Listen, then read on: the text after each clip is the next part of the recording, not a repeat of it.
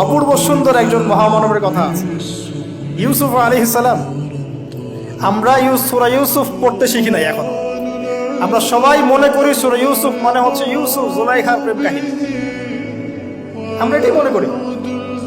সূরা ইউসুফকে আল্লাহ পাক সবচেয়ে শ্রেষ্ঠ উপন্যাস বলেছেন, আহসানুল কসাস। একটু গভীরভাবে পড়ে দেখবেন অর্থগুলো। এটা ইউসুফ জুলাইখার প্রেম কাহিনী নয়, এটা ইউসুফ আলাইহিস সালামের সাথে তার বাবার মহব্বতের কাহিনী। এটা পিতা আর সন্তানের মহব্বতের কাহিনী। এত মহব্বত যে সন্তান 20 বছর আগে হারিয়ে গেছে, যে সন্তান কূপ থেকে রাজপ্রাসাদে, রাজপ্রাসাদ থেকে জেলখানায়, জেলখানা থেকে আবার মিশরের গভর্নমেন্ট মানে পলিটিক্যাল পাওয়ার এসেছেন। বাবা কিন্তু এটা জানেন না, কিন্তু সন্তান যখন একটা জামা পাঠিয়ে দিচ্ছে, জামা, এই কমিজটা নিয়ে যাও, আমার বাবার চোখে দিও, বাবা দৃষ্টি ফিরে পাবে। ওই কমিজ নিয়ে যখন কিছু মানুষ আসছে তার বাসার সামনে, তিনি বলছেন, ইন্নী লাআজিদু রিহা ইউসুফ, আমি আল্লাহর কসম ইউসুফের গন্ধ পাচ্ছি। এটা মারা বুঝতে পারবেন, সন্তানের গন্ধ পাওয়া যায়।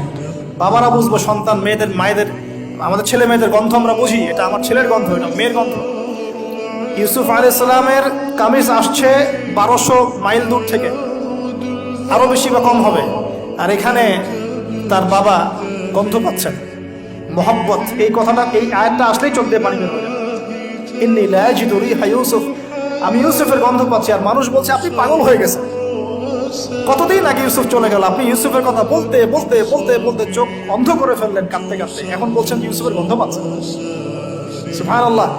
তো সূরা ইউসুফ পিতা আর সন্তানের প্রেম কাহিনী, মহব্বতের কাহিনী, ট্র্যাজেডি লাইফের। ভাইদের ষড়যন্ত্রে চলে গেলেন কূপে, কূপ থেকে রাজপ্রাসাদে, রাজপ্রাসাদ থেকে জেলখানায়। জেনার আহ্বান করছে তাকে, তিনি বলছেন, মাআযাল্লাহ, আমি আল্লাহর কাছে আশ্রয় প্রার্থনা করছি। এখানে আমরা সূরা ইউসুফ পড়তে গিয়ে ইউসুফ আলাইহিস সালামের বাহ্যিক সৌন্দর্য নিয়ে কথা বলি, তার চরিত্র, তার বাহ্যিক সৌন্দর্য অনেক বেশি সুন্দর। সূরা ইউসুফ আলাইহিস সালামের এই যে জেনা থেকে মুক্ত থাকার শিক্ষা, এটা যদি আমাদের যুব সমাজ নিতে পারে, ইনশাআল্লাহ অর্ধেক কাজ হয়ে যাবে ইনশাআল্লাহ। কত পার্সেন্ট যুবক আছে বলেন দেখি, একটু অনেস্টলি বলেন, সূরা ইউসুফ আলাইহিস সালামের মতো এরকম তাকওয়া, পরহেজগারিতা, জেনা মুক্ত জীবন যেমন করতে পারে। আমরা তো আরো ইচ্ছা করে প্রেম করি, অ্যাফেয়ার করি, রেপ করি, এই করি সেই করি। আর তাকে অফার করা হচ্ছে সম্ভ্রান্ত পরিবারের একজন রাজার স্ত্রী। ক্বালাত হাইতা লাক ক্বালা মাআযাল্লাহ। তাহলে এই মহামানব জীবন থেকে শিক্ষা আছে। আরেকটা বিষয় আছে, রুইয়াল হক, এখানে সত্য স্বপ্নের কথা আছে। তাই যারা বেশি পরহেজগার হবেন, আপনারা কিন্তু সত্য স্বপ্ন দেখবেন এবং স্বপ্নের সত্যতা ডিনাই করবেন না। শেষ জামানায় মুমিনের স্বপ্ন বেশি বেশি সত্য হবে। যদি সত্য স্বপ্ন দেখেন, ভালো স্বপ্ন দেখেন, প্রিয়জন কোনো প্রিয় মানুষকে বলবেন। যদি দুঃস্বপ্ন দেখেন, খারাপ স্বপ্ন দেখেন, কাউকে বলতে যাবেন।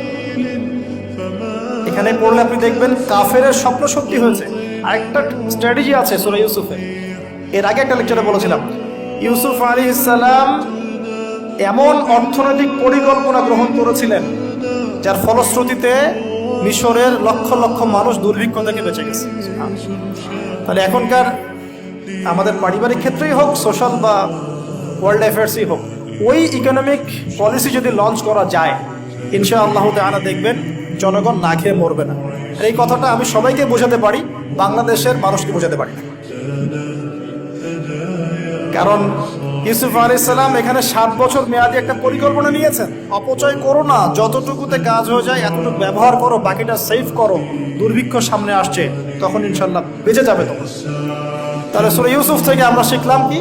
রুইয়াল হক, সত্য স্বপ্ন, ক্যারেক্টার। আমরা শিখলাম এখানে চরিত্র পবিত্র রাখার ব্যাপার। শিখলাম পারিবারিক বাবা সন্তানের মহব্বত। এক্সট্রাঅর্ডিনারি মুসলিম হতে হলে এগুলো দরকার আছে।